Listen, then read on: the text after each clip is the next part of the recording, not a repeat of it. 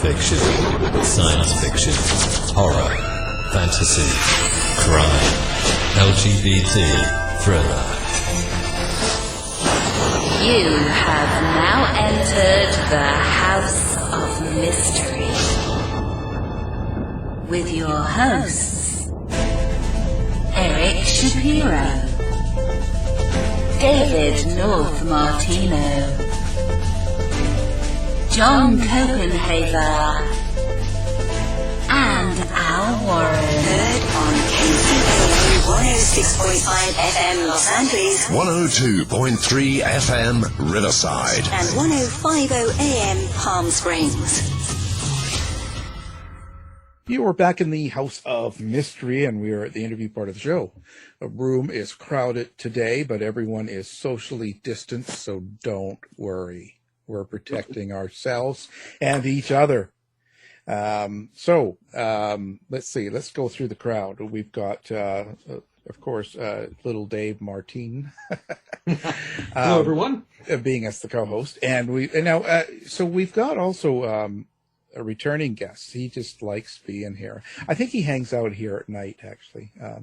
We'll call him Rick, Mr. Sudi Rick Karatosh. How you doing, Rick? I'm doing good. How you guys doing? Good. Excellent. Good. I'm glad you're wearing clothes today. And now you brought us guests before, and you're bringing us another one here. And he's an author of a new book called Changing the Stars. It's a memoir, and that's Cody RENEGAR. Thank you for being here, Cody. Yeah, it's great to be here. Well, you say that now. Wait till the end of the show. Before we get that, so let's just start it with Rick here. Rick, so what was it about Cody that made you, first of all, bring him to our show, and also to help him out with his new book? Yes. Well, I saw Cody in a movie several years ago called Hollywood to Dollywood that Gary and Larry Lane did, and his part in the documentary was very moving. It was about him and his relationship with his young son. I think it was 4 or 5, and he was raising his kid as a gay father, and how accepting his son Levi was and everything. And I was so moved by that, I actually called him to interview him from my book Rainbow Relatives, which was on speaking to kids about LGBTQ families and friends. So, and he did that. So he was in there, and then we became friends. And then he was, had so many stories of his life that people told him to write a book. So I'd written 2 books, so he thought I was an expert or something. But so anyway, I was happy to help him with the little that I knew, and helped him to a little bit direct him in the right path. And he'll tell you a little bit more, about the book and everything. But we had fun working on it a little bit, and I think it's really, a lot of people are reacting great to it. So I'm so happy that he's getting that reaction, and his story was really it was fun to be a part of it. It was inspiring for me to help him and to see what it's doing with other people.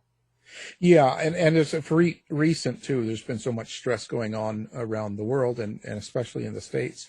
I see a lot of people I can't help but think of the song Under Pressure, and this sort of reminds me of how much pressure people are under, and we don't realize it when we see them on the street, or we pass them in the shopping mall, or on the bus, or whatever. We don't always realize what other people are living through. So it's an important story in that way. So Cody, we're all talking about you. Yes, sir. So this, before we get into the story, it's quite a story, and what you went through. Let's talk about what was the reason for you to write this book? Like, why did you actually want to put it down on paper in words? For, because you have to realize that you're exposing yourself. You're kind of, like I say, when we pass someone on the street, we don't always know what their life is about. We can't really judge them. We don't know. But you're kind of laying all your cards on the table, so to speak. You're letting people know your vulnerability, your kind of what you've been through. Why do that? Well, I think I kind of do that, and I have done that for a while in life. I think I've been subconsciously kind of looking back and reaching back, trying to get more people to kind of embrace life, and especially the ones that have had a traumatic youth and abused youth, and I really have a passion for those since that was a lot of my life. So I think I've been trying to do that for a long time, and every time I would sit and speak with someone, try to help, they'd say, "Wow, you should write a book." And I know everybody says that. I mean, people say that to each other often, and so I just kind of blew it off. And I'm like, well, I'm here and I'm helping now. So anyway, so I ended up doing that movie, and then I did some other stuff that was kind of very much in the public eye. And so I think I finally realized that I had some attention and I had a platform where it was just time to write this book where I could help a lot of people with one fell swoop instead of one by one, as I had been doing, or hopefully I had been doing. I hope I'd been giving proper advice throughout all this time. I may have wrecked some lives, but if they're listening to this show, they probably are. Yeah. So the reason I wanted to do this was just to try to help and try to pull, get people. They say misery likes company, but I'm kind of the opposite. I'm like, happiness loves company. I want everybody else to be, as alive and embracing life as I am. So maybe that's why I did it. And you're right, though, putting all of this out there, the first week, whenever we hit that button to launch my book, and I am not one that ever really deals with anxiety, or I deal with it, but I just really don't hang on to it. I don't get anxious.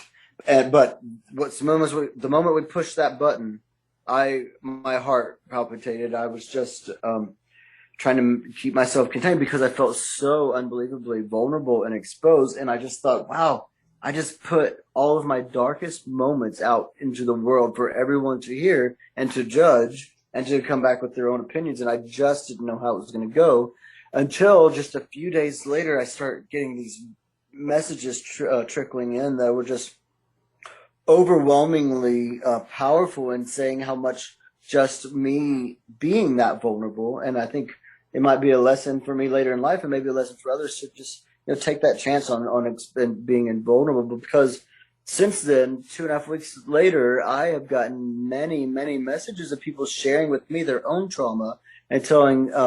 And I don't think I've mentioned in this book, is kind of like a handbook. I talk about all the things that happened, but then after each chapter, I kind of tell you what I did and how I changed and where my mindset was to just. I just didn't want it to be all doom and gloom. I wanted it to be some doom, and then I will show you how to get out of it. I help you.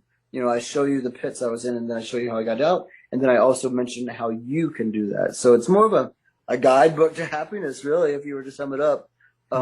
So being vulnerable was scary, but it was worth it. Sometimes some of the best things in my life have scared the crap out of me at first, and this was definitely one of them. Well, I would think that it's also therapeutic, right? The best thing in the world to do is to be able to talk to someone or talk to someone that you know about things you're going through or having challenges with. So in a way, you're just talking openly to people, and that. What was the hardest thing to put in the book? Like, what was the hardest thing that happened to you that you felt obligated to tell, but it was a struggle? I really felt like I had to, there was so much, to be honest, that I didn't put in the book, that I just felt like I really didn't need to bring my readers into those kind of places. I just needed to put just enough darkness to show what I went through so that I could show the light. So I picked two of the more traumatic moments in my life, and one of them was I really struggled with overcoming this memory of one of my adopted fathers used to tie me up and blindfold me basically naked in a barn and whip me for hours, thinking that they thought that I had demons. They thought that they were doing good. In fact, I say that this was because I just didn't embrace their religion and their lifestyle or whatnot. But they I say that no harm was meant, yet harm was done because they thought they were doing good in the name of God. And it just was not good. It was not good. So that was definitely a memory that I had to struggle with writing, because when you do write, you're describing the smells of the room. You're describing the the feel of the room. You're describing the look in your abuser's eyes, and then all of a sudden you're back in that moment again, and it caused. So you asked me if this book was therapeutic a moment ago, and I think that I had healed. I had done the legwork, and I had really delved in. And anytime I saw an emotion or something rise up in myself that was obviously residuating pain from my childhood, I would actively heal that. I would do everything I could, even go to a library, even Google, you talk to a counselor, whatever I could, just because I did not want that.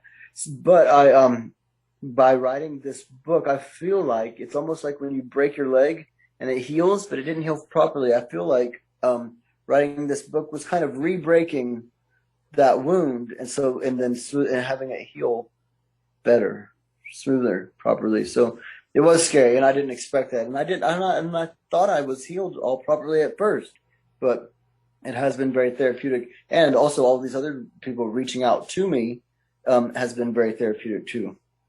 How do you feel about the people that you were involved with when you were a kid?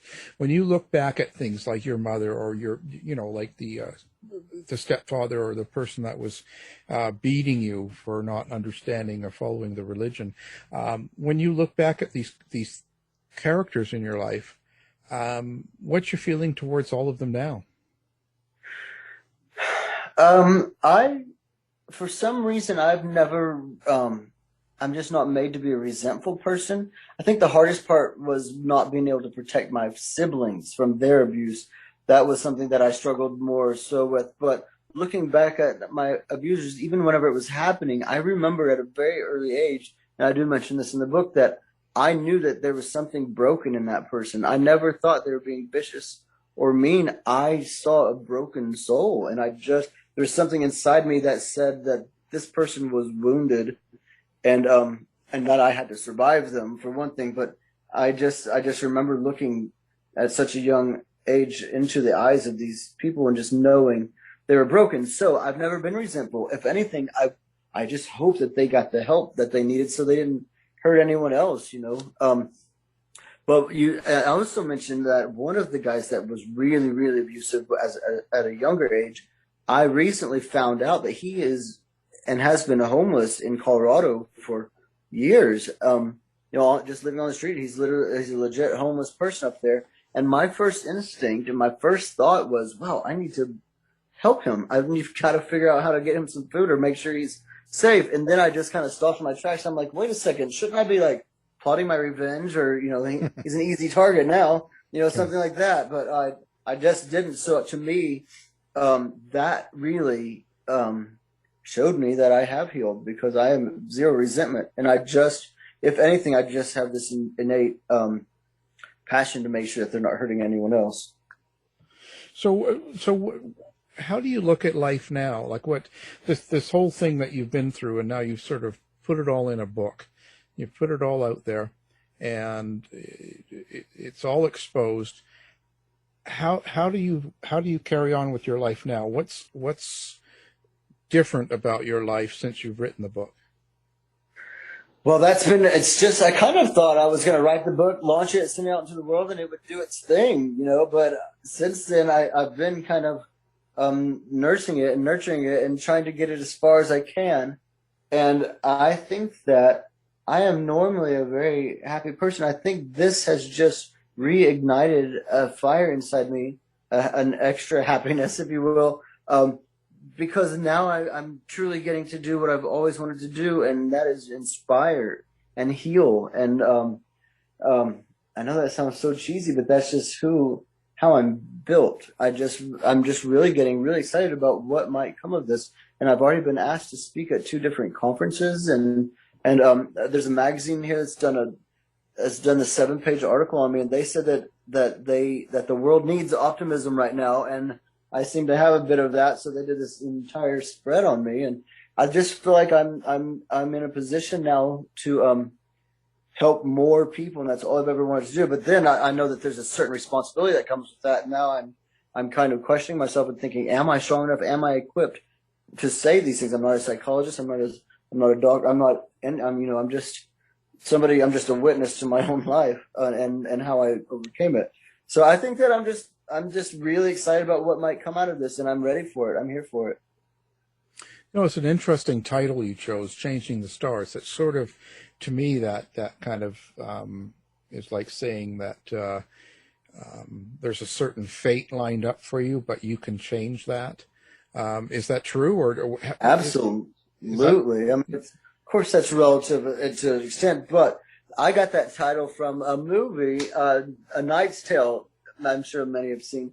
And in that movie, this boy was very poor, and his dad sends him off to work for a knight, and he kind of tells him as he scurries off to change his stars. And so he comes back. That boy comes back like 20 years later, and he's now a knight, and he's conquered the world, and all of London is chanting his name, and he finds his father, his biological father, and he walks in and he said, "I've changed my stars," and he completely changed his destiny. And something just about that, I recognized, my heart, my soul recognized, and I think it's just kind of reverberated inside me ever since. So it was an easy title to choose. How is it now? You've got a son, so how is it for your son? How is all of this for your relationship with your own son? I think, well, he told me that when he read the book, he and his life partner here read the book. They have 3 beautiful kids, and I'm sitting here at their house right now visiting in Arkansas.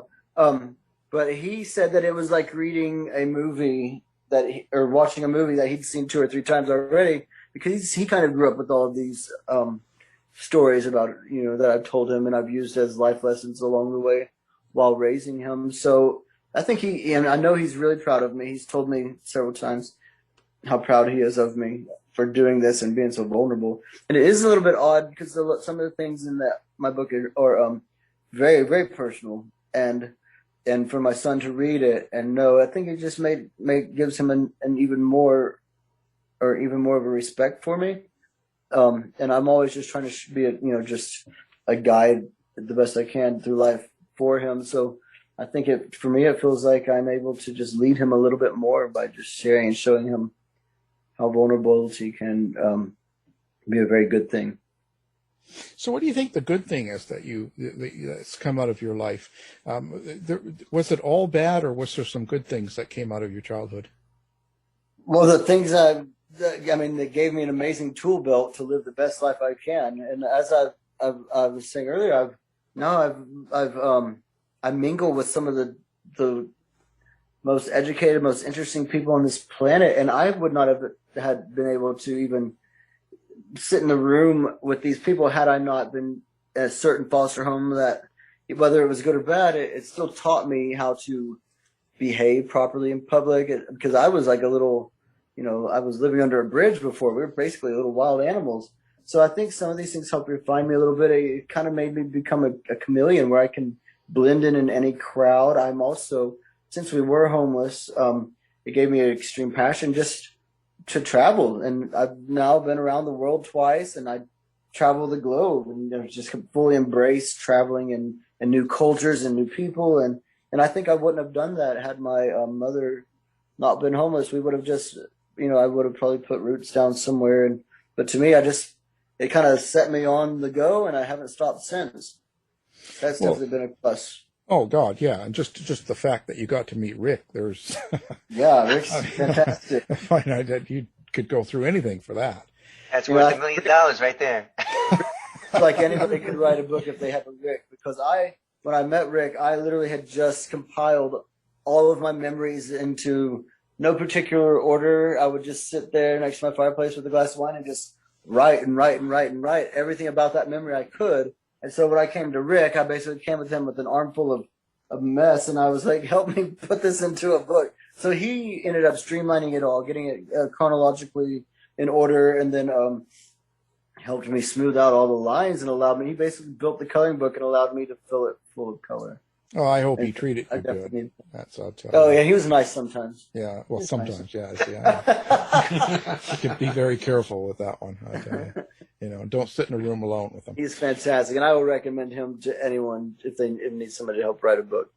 Well, we couldn't sit in the room alone too much because of the COVID thing. So I think it took a few years for him to, get it finished. But in the last year of it, we had to do the Zoom thing, and. Yeah. Wow. And the pandemic, I was just there at home, and he was at home. We had plenty of time. We just sat and we basically wrote a book over FaceTime. Yeah. Well, that's pretty good. How did you choose some of these stories? Which memories would you choose? Like, I'm trying to figure out how you narrowed in, because there's probably a whole lot that you left out. So what was it that would be particular about something, a memory that you would actually include it in the book? I was trying to be relatable, and yeah, you're right. I'm 44, and I have had a few lives in one. I mean, I feel like I've lived 3 different people's lives at this point. So it would have been hard to pick, and it was hard to pick. So I tried to just find something that most people could relate to. And over the years, being open with my story anyway, I've noticed that a lot more people have been, abused, whether that's sexually or physically or emotionally or anything. And it's always swept under the rug or tried to be, or told, it was normalized in some way by the abuser. They're like, oh, this happens. In fact, I told one of the sisters that I was in one of these foster homes about the beatings, and she was like, oh, well, Dad whipped us all, and just kind of blew it off. And I'm like, what happened to you? It's not what happened to me. So I think I just needed to find something that was relatable. And so many people have related to some type of abuse or neglect or whatnot. So I tried to pick some of the darkest moments there so that they could have, so they could see that theirs might not be as bad as they think it is. I try to really drive it home that it's all relative, and you are the one that gets to choose that. Each and every one of us gets to choose how relative that these memories are to us. So I tried to find the ones that everybody would relate to, or that many would. Do you like, you've been through so much, do you find that you recognize other people for what they've been through without even really getting to know them, just by maybe very quickly? And yeah. I think that I'm sorry, I didn't mean to cut you off there, but I think that people will show you who they are. Very subtly, if you pay attention. I know that is, again, a cliche, but people will show you by their mannerisms, by how they touch you, or how they don't touch you, or how they look at your eyes, or how they react if you move too quickly around them. I mean, people, you can see who's wounded. And I think we all can if you tap into your own just empathy. But I think that people can really recognize these broken souls if you're wanting to see that 100%. And also, I find that those people find you. If people will latch onto you if they can tell that you're a kind person that they feel safe around. They will find you if you're just looking, I think. And I did another one interview, and the guy kind of reached out to me during the interview about something that he had struggles with, and I didn't pay attention to it until I re-listened to the interview, and I realized that I had just blown right over what he was trying to tell me. So it's just more of just really paying attention and listening with your heart, then these people will find you. Well, you must see a lot of people that go through denial, especially about sexual abuse. Yeah, they rationalize it a lot, and especially people that end up, if it's happened by someone that they love, they still tend to. It seems like their love for that person overcomes the fact that person abused them. They would rather love them, and that's a beautiful thing about mankind. But it's also very self-deprecating, very dangerous. It's kind of like the Stockholm syndrome almost. But yeah, I think that everybody needs to reach out this way. It's a real interesting story. Now, I don't know what happened to your mother. So is your mother still alive? My mother now, she was killed 6 years ago. No, 6. Yeah. Okay. Did you ever mend your relationship with her, or how do you? I did. You didn't. I did. You did. I think the universe kind of made this happen because just a few months before she died, I hadn't seen her for a while, and she came to stay with me on my farm. And her and I, she also, she was part of a cycle, so she had really dealt with a lot of abuse in her life that she had romanticized somehow because it happened from her father. So she tried to just love her father past that, and I was really able to use the skills that I had acquired through my life to help her. And for once, and finally, she realized that what her dad had done to her was abuse, and that it's okay for her to cry about it and realize that the life that she had was not her choice. And I think that we were able to do a lot of healing, and we just sat there for hours on my back porch on my little farmhouse in Arkansas, and we sat there for many nights and many hours just talking and healing, and I felt like we were in a beautiful place for once. And that was the last time I saw her. So I think the universe gave me a beautiful gift there in helping her heal just before she was killed. So that's really important, like in a case like this, to, I don't want to say challenge, but maybe face the demons, face the people that abused you in a way. I think so. I think we can take a lesson from the AA stuff where they say they go back to make amends, except, I think that there's nothing wrong with us reaching out to our abusers to make amends as well, and just give them an opportunity to see themselves through your eyes and the reflection of your own eyes. And maybe that can cause them to get help. I mean, you never know. The main thing is it needs to end, and that person's going to abuse until they get help, and until someone calls them out on it. And if they don't, then they need to be kept away from some people so they can't be hurt. They can't hurt others. I mean, yeah. So what do you think of the whole system in the States for fostering and things like that? And was there any help for you going through all these challenges? I imagine there's been a lot of changes since our case, and in fact, in 1980, our case was one of the largest in the U.S., and we added 3 new laws to what constitutes as abuse, and some guidelines for foster parenting. So I can't speak as of what it is today, since I'm not involved in the foster care system, but back whenever I was in it, it was very neglectful, extremely neglectful. But I have heard that they've had leaps and bounds, and I believe that their heart, they're out there to do good, but they have been paying a lot more attention to the kids and not just the adults. I noticed that they've been listening, and people will take the kids' word over the adults, whereas when I was in, the kids had no voice. I think that a lot has changed. Yeah, I think so too. But so what would you recommend for someone that's going through some sort of challenge like this, that what you went through, and that what did you do to cope? Like, what was your coping method?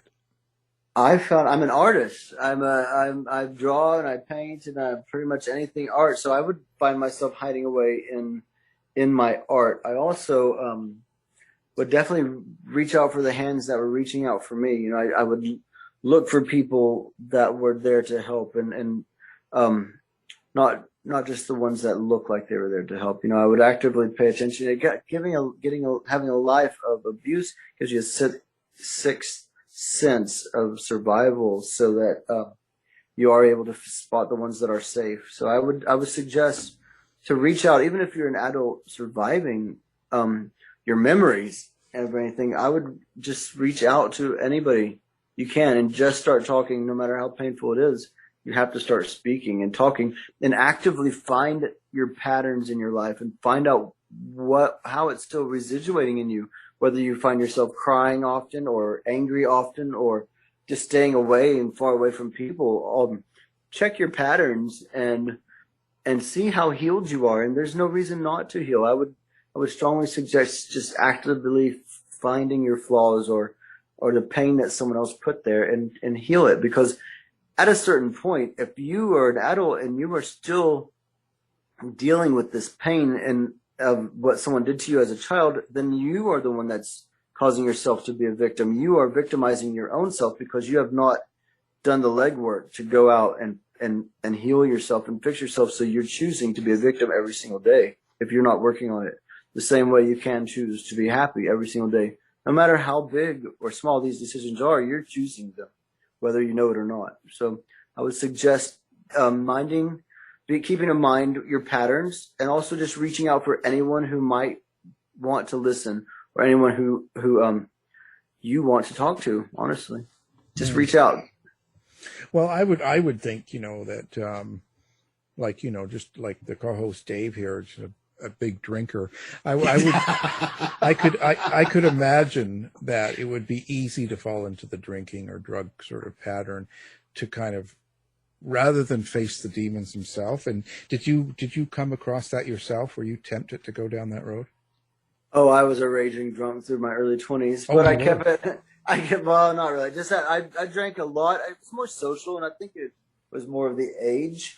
But I was actually raising my son, so I would have to get a babysitter and go out or whatnot, or his mom would keep him, or my sister or someone. So I realized that I was just kind of numbing some things back then. I didn't realize it, or I felt like I had to be doing that in order to entertain my friends and keep my friends around or something like that. But I kind of guess it goes back to those patterns. And once you realize it, like Oprah says, once you know better, you do better. Yeah. So that's what, yeah.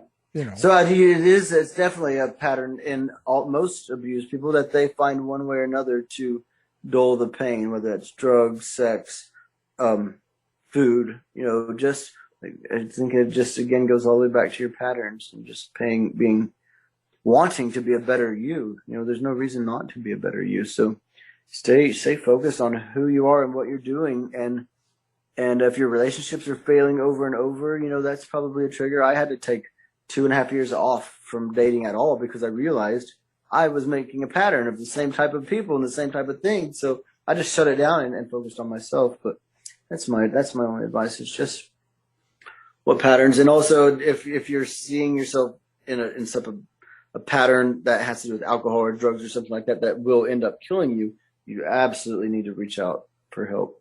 Yeah. Very common. Right.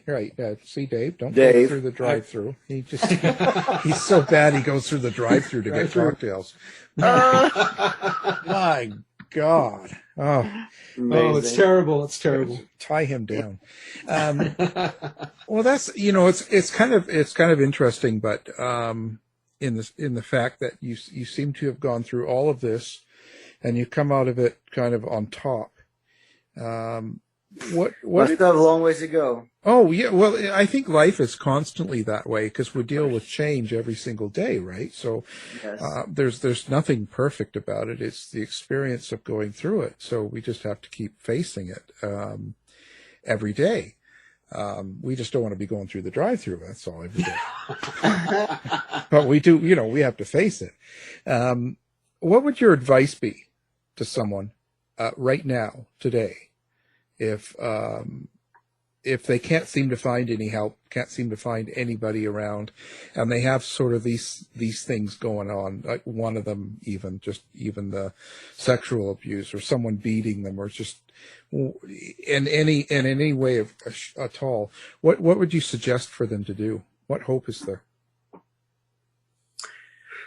If they can't find anyone to help them? Yeah, I find that a lot of times this sort of isolates people. They don't want to talk to people if they are going to school or whatever, whoever is around them. I don't know. Was this true with you? Didn't it sort of isolate you? I think I know what you're saying. I have, I had siblings at one point, and then that were going through the same thing with me. Yeah, and then once I was in another home where I tried to say, but you end up learning not to speak out because then you get more abuse because the odds of them believing you over your parent is very slim, whether that's your natural parent or not.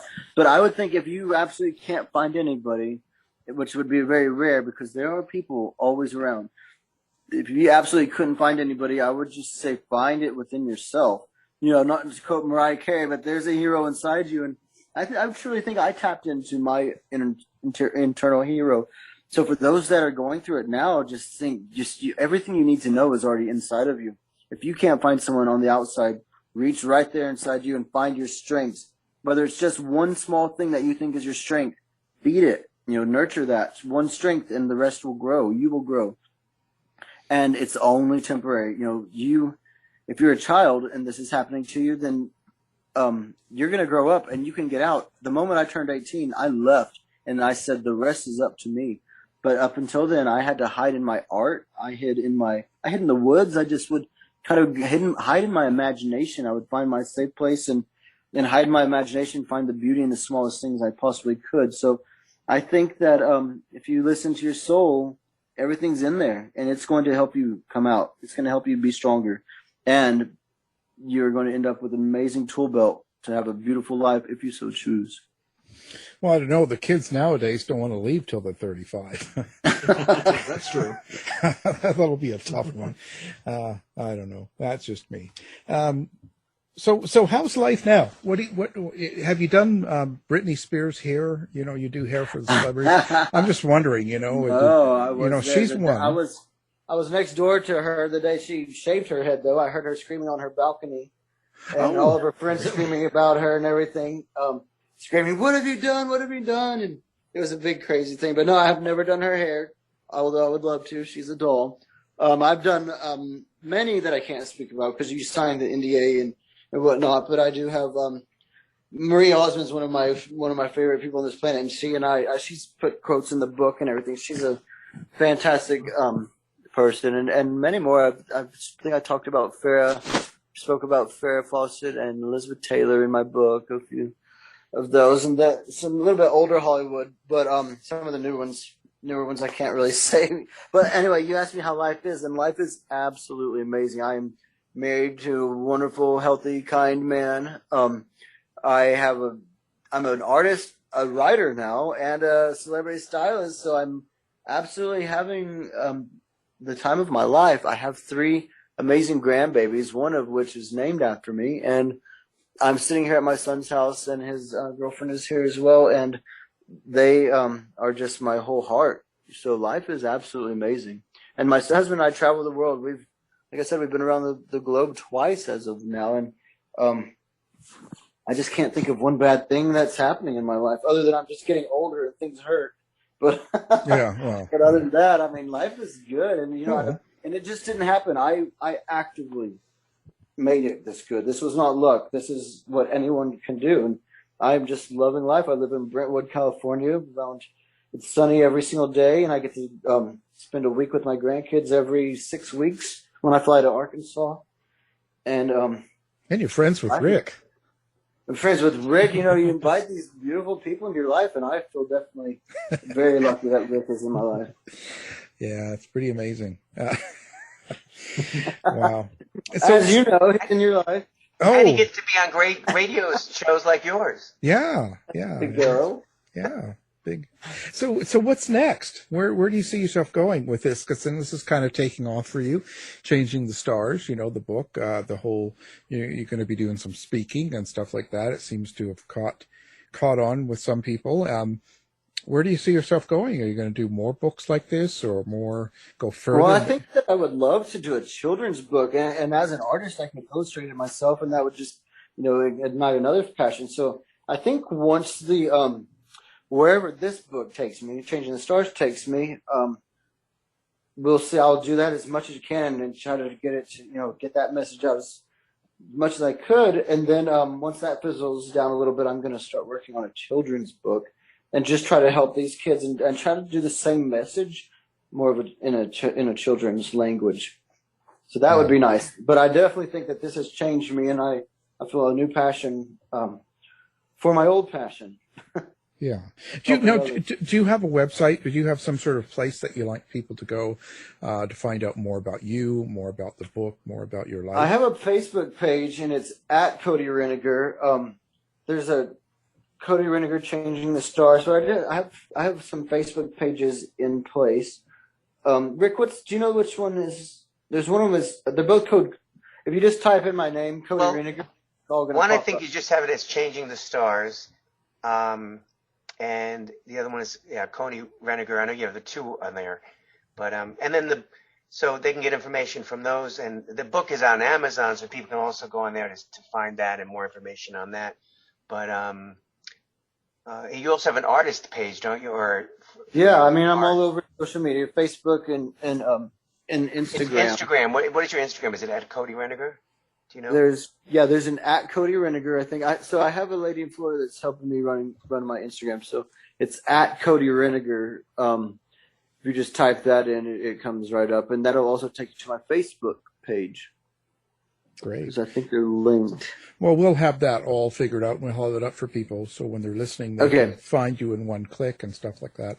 So tell us, Marie Osmond, is she really on that diet, Nutrisystem, or? Oh yeah, she is.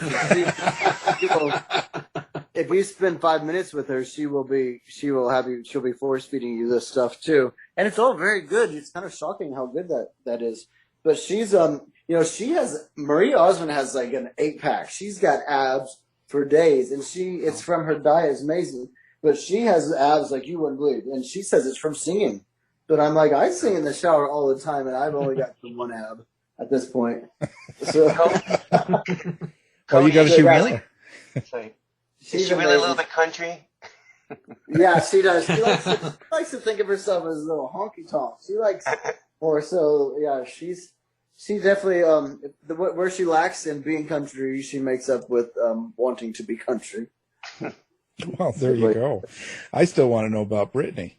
Has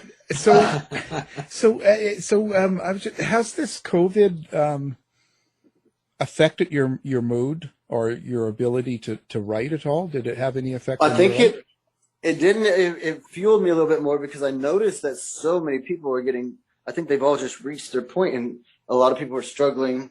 A lot of people who already were struggling with depression and whatnot, or it's just made it worse for them. And so I felt like I needed to really hurry up, and because I've been writing this book for 6 years, and during the pandemic, the more I felt this pressure and everybody else just feeling so overwhelmed, I just wanted to really get as much optimism out into the world as I possibly could, and I think I have. Absolutely. Yeah. Well, yeah, and when you look back, if you look back at your book now, is there anything you would change? Well, no, I don't think so. I'm actually I don't think I'm in that place yet since I did just launch it 2 weeks ago. I think that some of the feedback is people want more. They keep telling me, they say that it's been very powerful, and that when they closed it, some wanted to know more about my sister Sue, which I could have added some more detail. I think I could have just maybe said more positive. I don't know. Maybe I left room for a second book. Who knows? But there you go. Yeah, I'm not in a place where I have regrets yet. And if I do find myself with regrets, I'll just write another book. There you go. Well, how is it with your siblings now? You guys doing okay? Oh, well, you're gonna have to read the book. Oh. No, my sister. I have a sister that I'm very close to. She's the one that's just older than me, and I dedicated my book to my sister because her and I are very close. We survived this place together, and I probably wouldn't have survived had it not been for her, because at times she was the only one that was there that could feed me, even though she's 3 years older than me. She was feeding me, changing my diapers. We lived under a bridge, so her and I are very close. I have an older sister that we're also close. She ended up kind of joining what, for lack of a better word, a cult, and lives in the woods in Missouri and is very involved in this thing. So her and I don't really we text from time to time, but we truly speak different languages because she still identifies as a victim, and she likes that. She wants to be there. She wants to wallow. So I guess in a way I wrote this book for her as well. But then my youngest brother has just been in and out of prison, and then now he's homeless in Denver, and he wants to be homeless. He drinks a handle of vodka every day, and he just that's who he wants to be, and obviously he's not going to live long at that rate. And then my other brother has been in and out of prison for 20 years as well. So it's just me and my older sister Sue, and we are very close. And she has 2 amazing kids that are my niece and nephew, and they are grown and have kids of their own, and we're all very close. Very small, close-knit family, as it turns out to be. Yeah, it's pretty amazing. It's pretty quite the story, and I appreciate you doing the book, and coming on the show. Man, I really appreciate this, helping me get the word out. Oh, that's what we do here. Okay, well, our guest has been Cody RENEGAR, and the book is Changing the Stars. It's a memoir. Thank you for being on the show. Thank you very much. Have a great day. Thanks, Cody. To find out more about our show, guests, or to listen to past shows from our archive, please go to www.houseofmysteryradio.com. Show's over for now. Was it as good for you as it was for me? Well, good night. This has been a production of Something Weird Media. I'll be back.